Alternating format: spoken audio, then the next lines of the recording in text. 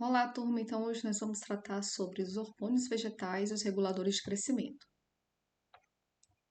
Então, os hormônios vegetais são essas substâncias que têm a função de comunicar entre diferentes órgãos o início de determinados processos, brotação, floração, desenvolvimento dos frutos. E aí você tem hormônios sendo produzidos na ponta do caule, né, em tecidos jovens, no ápice caulinar, como em folhas jovens, como nas pontas de raízes, como nos frutos. Nós vamos ver esses hormônios agora.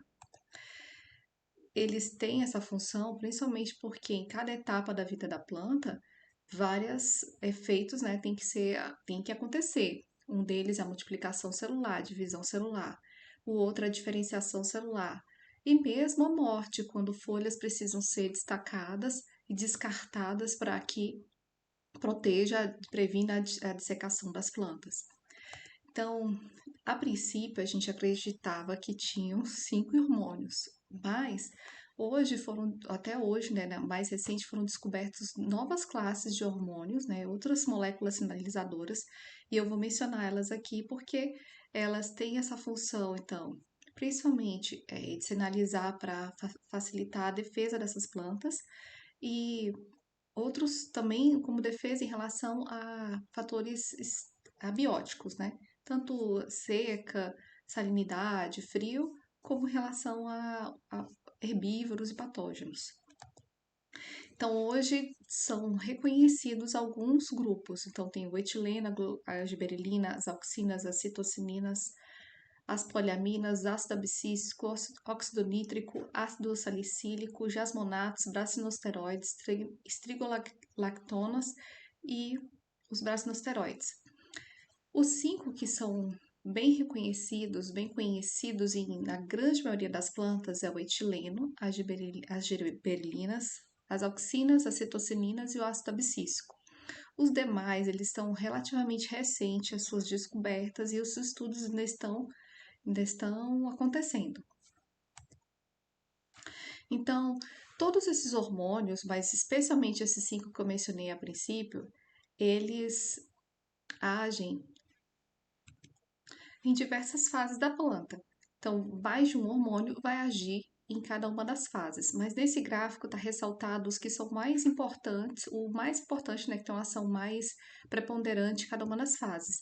Então, germinação, estabelecimento, talvez aqui por conta da iniciação celular, a citocinina, auxinas para crescimento e enraizamento, ácido giberélico já no início aqui da floração, frutificação, o etileno já na final da frutificação, e o ácido abscísico já no final da colheita, para perda de folhas. Então, nós vamos ver eles com mais detalhes agora. Por exemplo, em cada uma dessas fases, mais de um hormônio está atuando. E aí, nesse outro gráfico, vocês podem ver que, por exemplo, para o crescimento, atuam as auxinas, citocininas, gibberelinas, e nós estamos vendo nessa aula, vamos ver, né, mais na frente, os reguladores de crescimento, e alguns produtos eles vão combinar 3 hormônios. Já na frutificação, a gente tem a ação de gibberelinas, auxinas, citocininas e o etileno. Para a perda de folhas, a atuação de auxinas e etileno. Então, mais de um hormônio vai sempre funcionar em conjunto para cada uma das fases acontecer. O primeiro hormônio, então, que a gente precisa ver são as auxinas. A auxina é um hormônio muito importante para crescimento, principalmente se a gente for pensar em divisão celular e expansão celular. Ela é feita na ponta do caule, né, no ápice caulinar e nas folhas jovens. Ela tem uma resposta contrária, né? Quanto mais sombreado aqui, ela tende a se concentrar do lado que está sombreado. Isso faz com que as células fiquem mais longas e por isso a planta consegue se voltar para o lado que tem mais sol. Isso é importante porque a planta precisa justamente do sol para conseguir fazer a fotossíntese.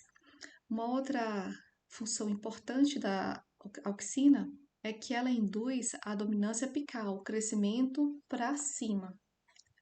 Muitas vezes, para a frutificação, a gente precisa induzir o enraizamento, a brotação lateral, né? A ramificação lateral.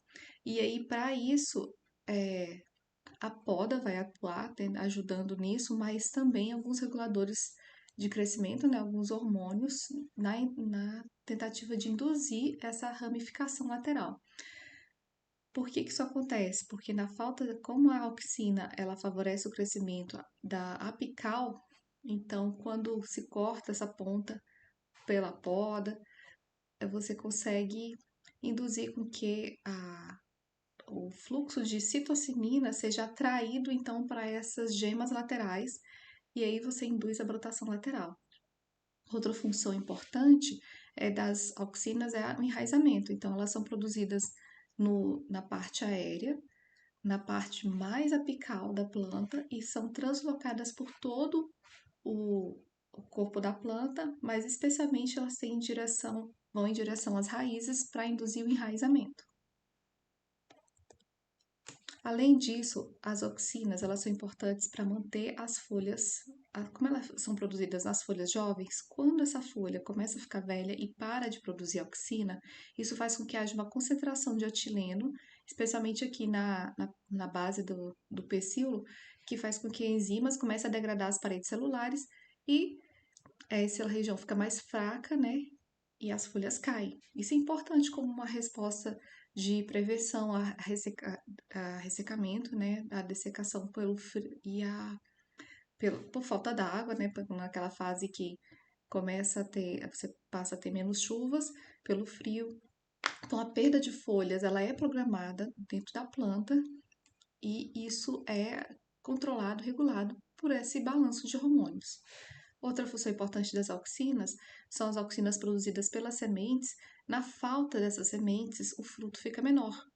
Então, como ela tem a função de divisão celular, crescimento das células, quando falta auxina, o fruto também tende a ficar menor.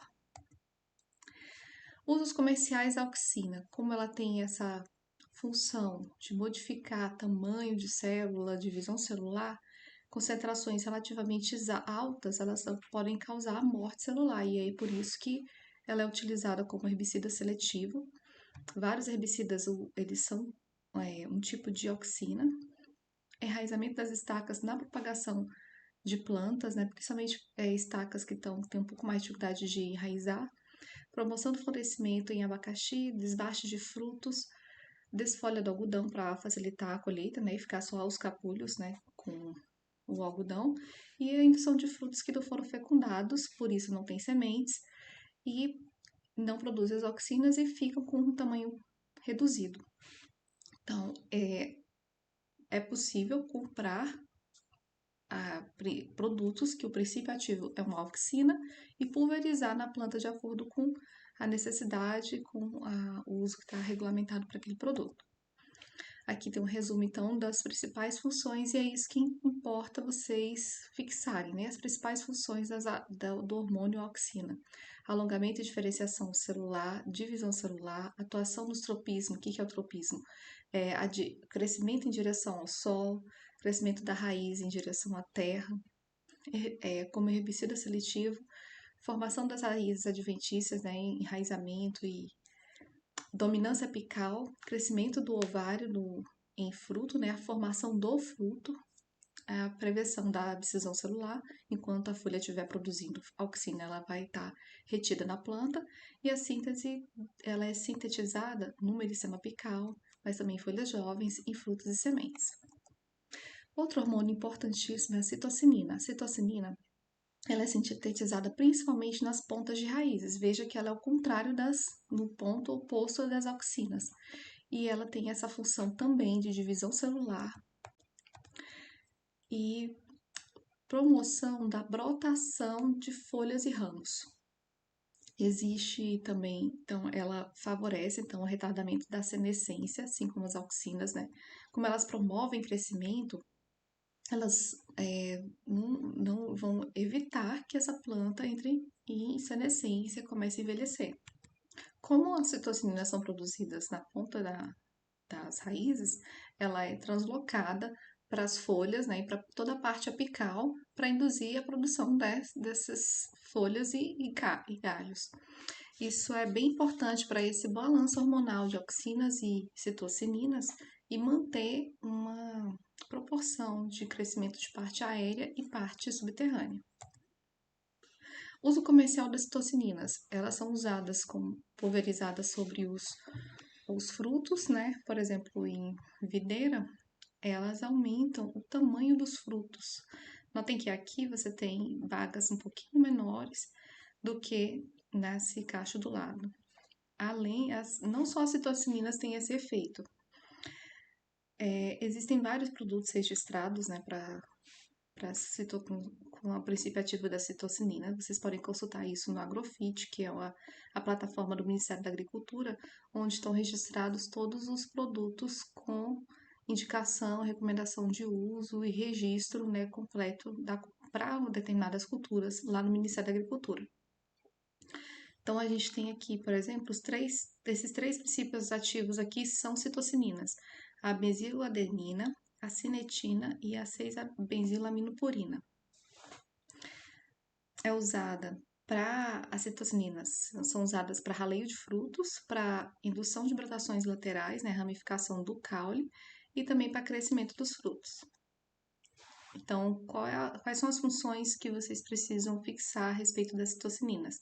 Estimula as mitoses, mitose é divisão celular, desenvolvimento das gemas laterais dos caules, retardamento do envelhecimento das plantas e ela é sintetizada especialmente no ápice das raízes, nas pontas de raízes e é distribuída pelo xilema das raízes em direção às folhas e à parte apical. Outro hormônio importante então, são as giberelinas ou ácido giberélico. Elas têm a função também de divisão e alongamento celular, mas tem uma atuação muito importante em sementes e frutos. A inibição da indução de flores também pode ser causada pelas giberelinas e ela também consegue induzir a formação de um fruto sem ele ter sido fecundado sem semente. Ela também pode substituir a vernalização, que é uma quantidade de horas de frio para que a planta floresça, e também retarda a senescência. Então, a gente tem auxinas, citocininas e giberelinas promovendo o crescimento e, por consequência, elas retardam a senescência. Já os dois últimos hormônios que a gente vai ver, eles têm ação contrária, eles são promotores assim de senescência e são inibidores desse crescimento. Então, função aqui da giberelina. Alongamento dos entrenós é usado em cana-de-açúcar, porque assim você aumenta a concentração de açúcares, quebra da dormência da germinação. A giberelina vai induzir a semente a germinar, porque ela vai induzir que determinadas enzimas comecem a entrar em ação e a quebrar os açúcares para que a planta, o embrião, consiga utilizar essas reservas, e aumento do tamanho dos frutos. Aqui também é usado em videira. Quando é pulverizado no início da frutificação, produz bagas muito maiores. Usos comerciais das giberelinas: para crescimento dos frutos, para montagem da cerveja e alongamento dos entrenós da cana-de-açúcar.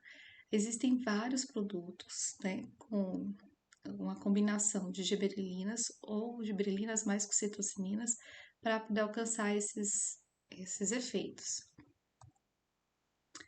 E aí é bem comum o mesmo produto ser usado tanto para fruto em algumas culturas como para semente em outras culturas, principalmente culturas anuais, usar para uniformizar a germinação. E em grandes culturas para frutificação, aumentar o tamanho do fruto. E ainda para crescimento da planta, por exemplo, em arroz, trigo, em algumas culturas ele também tem essa função. Então, qual é a função importante da giberelina que vocês têm que fixar? Crescimento dos caules e folhas por disseção celular, então ela está mais envolvida com alongamento celular do que divisão. Germinação das sementes, crescimento do ovário e fruto, e ela é sintetizada nas gemas ativas dos meristemas das sementes e nos frutos. Então, o quarto hormônio essencial é etileno. Etileno é um hormônio gasoso, ele está relacionado ao amadurecimento das frutas. Então, ele dispara uma resposta, né, que faz com que enzimas transformem um fruto que está verde, que é mais ácido, que está rico em amido, em clorofila, transforme num fruto mais amolecido, com cores amareladas, avermelhadas, com baixa acidez, com esse amido vai ser degradado em açúcares que torna esse fruto mais doce. Além disso, o etileno está relacionado à senescência das flores. Ensenescer é envelhecer. Antes de envelhecer, né, das flores, conforme elas vão envelhecendo, e aí elas já fizeram o papel delas, algumas substâncias de reserva que tiverem ainda alocadas nela, elas são translocadas para outras partes para melhor aproveitamento antes dessa folha ser descartada. E aí, esse caminho, né, para que ela seja destacada da planta, isso é preparado e aí no fim uma camada de abscisão é formada ali na base da folha com o caule para que ela consiga, degradando aquelas paredes de celulares, essa folha simplesmente caia com o vento. Quem faz com que atraia essas enzimas para degradação das paredes celulares é o etileno. Então, ele também está relacionado à abscisão de folhas e frutos. Usos comerciais do etileno. Então, o etileno tanto pode ser promovido, né? Então, vão ser dados substâncias que vão ser transformadas em etileno para que essas plantas sejam maduradas, né? Esses frutos, né? Sejam maturados, melhor dizendo, ou ainda podem ter substâncias que vão inibir a síntese natural desse etileno. Então, esses dois mecanismos mexem com esses mecanismos de produção de etileno para a maturação dos frutos. Então, um precursor de etileno acelera a maturação, mas ele também pode ser utilizado para raleio de frutos, como é o caso feito na macieira. Uma quantidade grande, uma concentração alta desse precursor faz com que alguns frutos caiam. E na indução ainda do florescimento em abacaxizeiro, também ele é usado. Como inibidor da biossíntese de etileno, existe a viglicina, que aí ela é utilizada na frutificação efetiva e no retardo da maturação dos frutos da macieira. Então, o quinto hormônio que a gente precisa identificar aqui é o ácido abscísico. Esse nome, a princípio, ele foi cunhado porque se acreditava que ele estava relacionado à abscisão das folhas. Mas hoje se sabe que é mais o etileno e as azoxinas. Então, ele está relacionado a fechamento dos estômatos para diminuir a perda de água por esses estômatos, principalmente em condições de estresse hídrico. Se falta água na planta, falta água no solo, a planta tende a fechar os estômatos e quem faz essa sinalização é o ácido abscísico.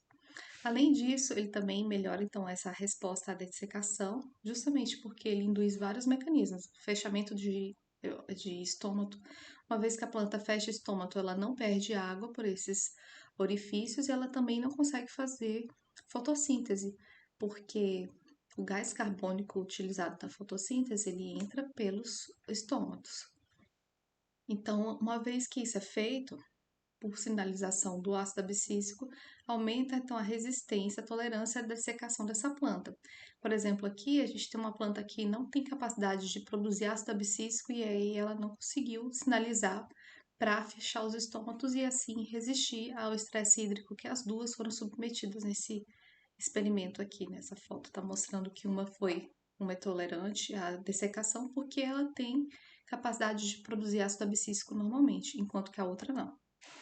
Além disso, o ácido abscísico ele está em altas concentrações numa semente dessecada. Antes da semente ser embebida, se hidratar para germinar, o ácido abscísico vai estar em altas concentrações para justamente prevenir que essa semente comece a germinar. Porque senão, ela começa a germinar no próprio, enquanto ela ainda está em contato com a mãe, com a planta mãe. Então, por exemplo, aqui a gente tem grãos de milho, né? Que aqui é a semente com fruto, começou a germinar ainda na espiga. E isso é ruim, porque essa planta não vai conseguir ser viável, ela está muito distante de condições boas para que ela consiga terminar seu ciclo. Então, ele induz a dormência em sementes, enquanto ele estiver alta, a planta não germina, mas em condições de água, ele tende a diminuir a concentração e aí as sementes conseguem germinar. Ele também induz a dormência das gemas, e isso é importante para que as plantas, principalmente as caducifólias de regiões temperadas, consigam perder suas folhas, né? E não induzir novos crescimentos de brotações quando o frio está para chegar. Se o frio chega e ela está com todas as suas folhas lá, ela vai perder todas aquelas reservas alocadas nessas folhas e vai sofrer. Então, o ácido abscísico está relacionado à senescência também de folhas e à prevenção, né, a dormência de gemas para que não aconteça na época onde o estresse, por frio no caso, seja capaz de matar essas plantas. Usos comerciais do ácido abscísico para reduzir a porcentagem de grãos xoxos, né, aumento da massa de grãos na cultura do arroz, por exemplo.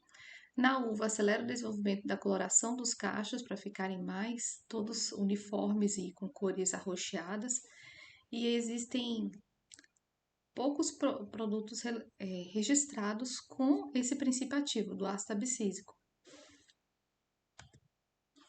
Quais são as funções essenciais para vocês gravarem? Então, dormência de gemas laterais, dormência de sementes, fechamento de estômatos e o que ajuda ele a ter as plantas a terem tolerância a estresses abióticos, como por exemplo a seca, né?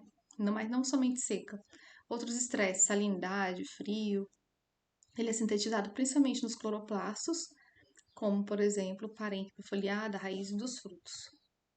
Aqui tem um resumo adaptado daquela cartilha da rede ETEC. E aí notem que aqui a germinação de sementes ela tá por conta aqui das giberelinas e a decisão de folhas e de folhas, né? Ela está relacionada mais a etileno e a auxina, que foram as duas modificações que foram feitas aqui na tabela inicial. Então, considerando que vocês conhecem a função desses 5 principais hormônios, auxinas, citocininas, giberelinas, promotores de crescimento principalmente, e o etileno e o ácido abscísico, que são inibidores do crescimento, né, para ajudar essas plantas a entrarem na maturação, na senescência e atuam mais fortemente nesse final dos ciclos. Existem vários produtos que foram formulados ou pela combinação desses hormônios, por esses princípios ativos que têm as mesmas funções, ou mesmo quando é um só, o produto tem apenas um princípio ativo, para induzir determinadas respostas e conseguir superar as dificuldades de cultivos de várias espécies que são típicas, por exemplo, de climas temperados, para que se possa cultivar essas plantas em outras condições climáticas que não seriam suficientes para elas entrarem em brotação, florescer e frutificar. Então, essas substâncias que podem ser sintéticas ou naturais, a gente chama de regulador de crescimento e pode ser comprado e pulverizado sobre essas plantas. Existe uma grande diversidade de produtos e os princípios ativos principais são os 5 que a gente mencionou: auxinas, citocininas, giberelinas, etileno e ácido abscísico. Então, eles são um complemento para potencializar determinadas funções da planta. Lá na nossa pasta de bibliografia complementar tem esse livrinho aqui, Reguladores de Crescimento. E aqui no Brasil é utilizado bastante, tanto na região temperada do Brasil, porque não tem quantidade de horas de frio suficiente, como também para o cultivo de espécies de clima temperado em região semiárida tropical, como por exemplo lá no polo de fruticultura de Juazeiro Petrolina, está se produzindo maçã, pera, com o uso de reguladores de crescimento para conseguir que você safras, né, produção nas entre-safras da região sul.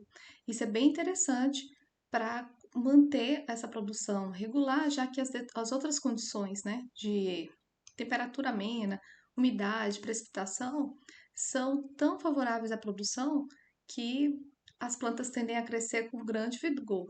Então, os reguladores de crescimento vão, então, regular essa produção para se você ter colheita no período mais oportuno, plantas com porte mais adequado.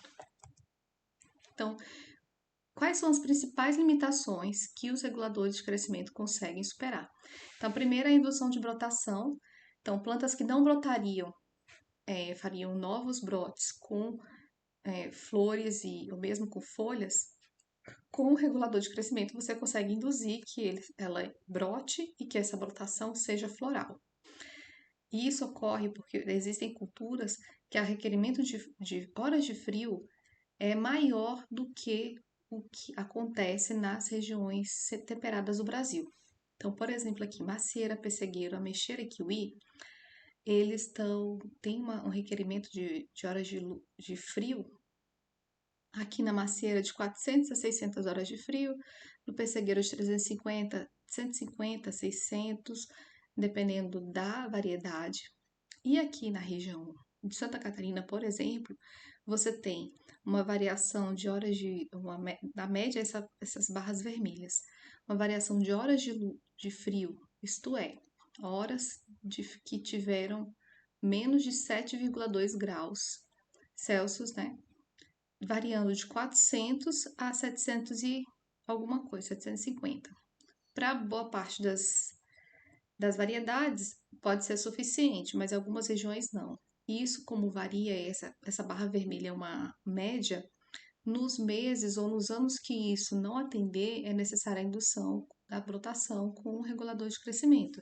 Os exemplos são a cianamida hidrogenada, cobre mineral, esse ERG, que é um composto de nitrogênio, nitrato de cálcio, ácido glutâmico, e isso também é usado em videira.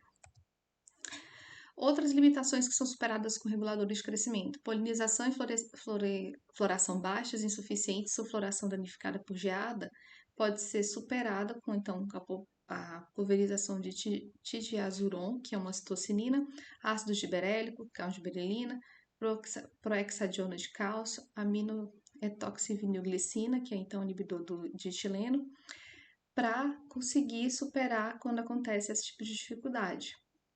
Crescimento vegetativo exacerbado, mesmo quando se usa porta-enxertos anões e se faz a poda, então a dominância apical muito intensa, o tipo de regulador de crescimento utilizado são os inibidores da síntese de gibberelina, como por exemplo a prohexadiona de cálcio, a benziladenina, benziladenina e benzoamina purina mais o ácido giberélico, que são então uma citocinina e uma gibberelina, e também há outros produtos registrados lá no Ministério da Agricultura. Retenção foliar durante o inverno, a retenção foliar durante o inverno é perigosa porque essas folhas elas precisam ser destacadas para que essa planta se torne tolerante àquele frio. Então, o Etefon, que é precursor de etileno, sulfato de cobre, sais inorgânicos e cobre queratinizado, eles vão conseguir fazer essa desfolha antes do inverno chegar. E a paralisação do crescimento, que acontece principalmente em mudas micropropagadas, chega num ponto, elas param de crescer, então esse acordar a planta, né, o crescimento pode ser induzido pelo ácido giberélico, pela gibberelina. Além disso, frutificação excessiva e raleio manual às vezes é necessário porque muitas plantas produzem muitos frutos em um galho que não tem condição de sustentar a nutrição daqueles frutos. Então é necessário retirar metade desses frutos muitas vezes. Geralmente, de 5 a 10% de tudo que a planta é capaz de produzir é suficiente para uma boa produção. Então, esse raleio, essa retirada de frutos é necessária. Muitas vezes o raleio manual, ele faz com que você só consiga fazer o raleio mesmo quando esses frutos já estão num tamanho maior, e isso já implica que eles têm uma grande quantidade de reservas que podiam estar alocadas em um outro órgão.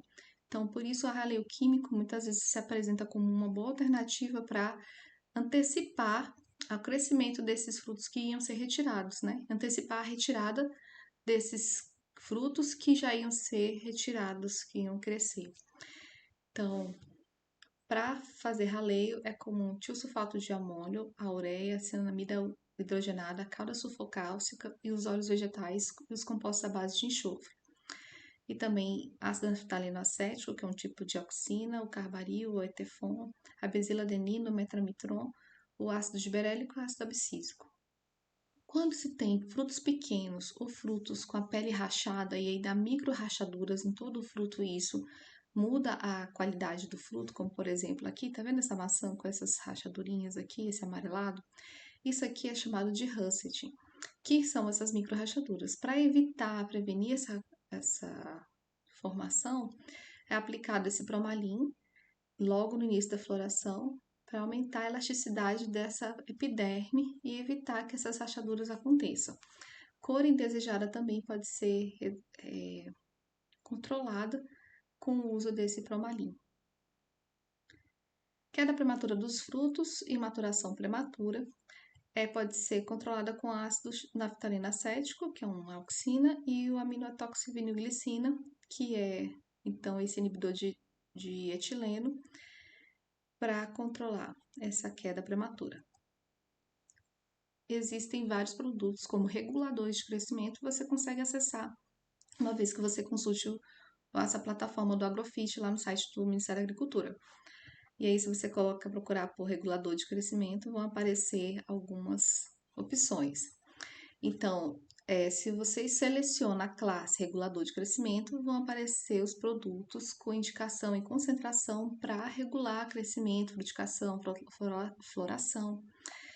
Mas existem também vários hormônios, né, que vão estar como herbicidas, né? Então, por exemplo, o 2,4-D, ele é um herbicida bem utilizado no Brasil, que também são substâncias com função de hormônio, só que com uma concentração maior para funcionarem como herbicidas. Os reguladores de crescimento no Brasil, eles têm uma grande função, né, principalmente nesse cultivo de a gente aproveitar áreas que estejam em regiões tropicais, com uma incidência solar intensa, com uma precipitação, controle de água melhor, do que em regiões temperadas, que você tem uma parte do ano com temperaturas que são limitantes para o cultivo das plantas. Então, nas regiões tropicais, e por exemplo no semiárido, lá em Petrolina, no Pernambuco, Juazeiro, na Bahia, toda aquela região ali do São Francisco, ela tem excelentes condições para fruticultura. Então, podem também ser aproveitadas para cultivos de clima temperado, mesmo com as limitações dos cultivos, né, em horas de frio. Como isso pode ser superado? Por meio do uso dos reguladores de crescimento. Só que tem um porém. Quando você leva uma cultura de clima temperado para uma região tropical, você tem essa disponibilidade alta de recursos, né? Temperatura, luz, água. Essas plantas tendem a crescer e investir em crescimento vegetativo de uma maneira muito intensa. E aí não entram em florescimento naturalmente. Então, para essas regiões, por exemplo, no caso da pera, se usa para induzir brotação, se usa para induzir frutificação, para melhorar a qualidade do fruto. E, além dos reguladores, existe um grupo, né, de táticas de manejo para que isso consiga ser controlado. Então, passa pela poda, pelo manejo da irrigação, da nutrição, para que você consiga reduzir e controlar o porte dessas plantas e induzir essa floração, frutificação, produção de frutos em tamanho e qualidade suficiente. Então é isso, gente. Para a próxima, a parte de reguladores de crescimento, de hormônios, ter uma noção geral vai te ajudar a pensar tanto nos manejos de poda, compreender colheita e pós-colheita. Então é um conhecimento que sempre que vocês puderem se aproximar e se aprofundar, é importante. Obrigada, até a próxima aula.